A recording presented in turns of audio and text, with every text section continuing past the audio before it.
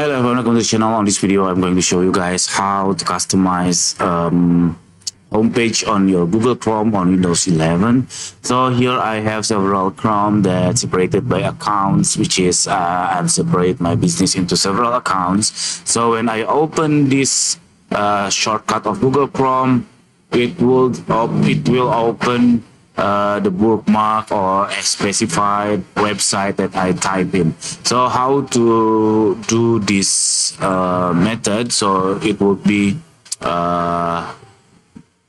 fasten your workflow. What you have to do, you just open your find the Google Chrome shortcut and then right click. You can click properties, and then here you can see on the target here right after the Google Chrome profile. See, this is the Google Chrome directory, and then this is the profile, and then after that you just put space, and then the web page you want to set as a home page. So when you open the shortcut, it would open the specific of website. So that's it, very simple tutorial. I hope it will be